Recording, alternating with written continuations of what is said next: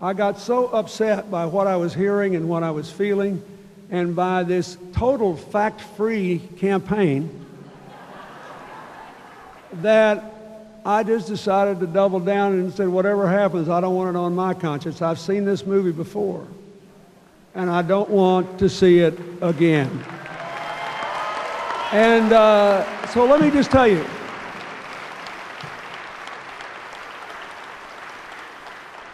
my life most days has nothing to do with politics. I don't do much of this anymore.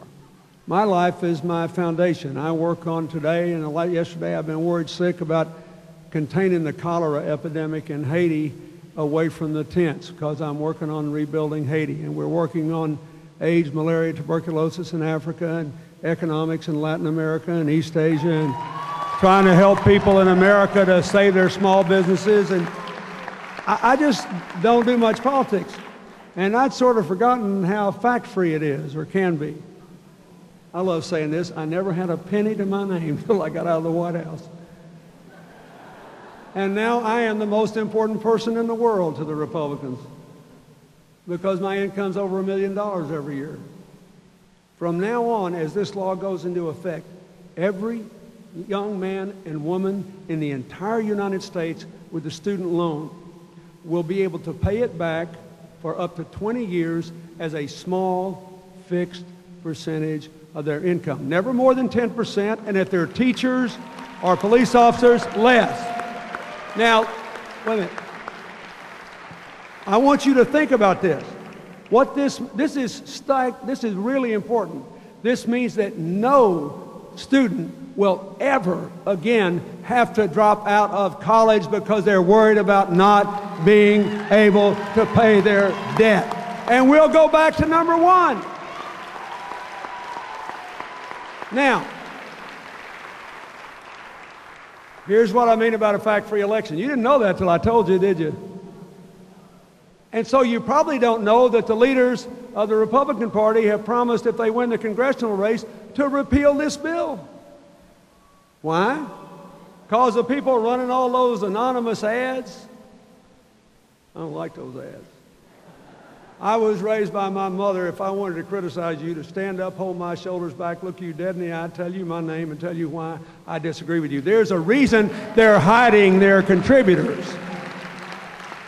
Before 30 years ago, we never had permanent deficits. And conservatism was abandoned 30 years ago. Look, I'm not young. I grew up with conservatism. You know what a conservative was, a Republican was, when I was growing up? Somebody who believed the private sector should do it if they could before the government stepped in. If the government stepped in, you should start at the local government, go to the state government, then go to the federal government to deal with problems. But you should always run a balanced budget unless there was a recession and the government had to stop the hole from getting deep. They say they're worried about the size of government. You know what the size of government was when I left office? The same as it was in 1960, 50 years ago when John Kennedy was elected and Dwight Eisenhower was president. Bigger before, bigger after. We got rid of 16,000 pages of government regulations, gave the middle class and the working people a tax cut, and gave wealthy people a tax cut and capital gains, so they had to invest and create jobs to get it. And we had more millionaires than ever before. First thing Barack Obama did was to sign a stimulus bill that gave 95% of the American people a tax cut. The Tea Party should be for us. I'm their poster boy. Balanced budgets, more jobs, smaller government, tax cuts. Where's the love when I need it? Well, the crowd is fading here at the South Norwalk Field House, but I'll tell you, it is not going to be lost on the memory banks of all the people that were here to see all of the current candidates for office, the Democratic candidates to be sure, here in the state of Connecticut, from Congressman Jim Himes to the governor to the senator, hopeful senator, that's of course Dick Blumenthal. But the former president, Bill Clinton, is the man who stole the show here today, unquestionably. A man who clearly has not lost his step.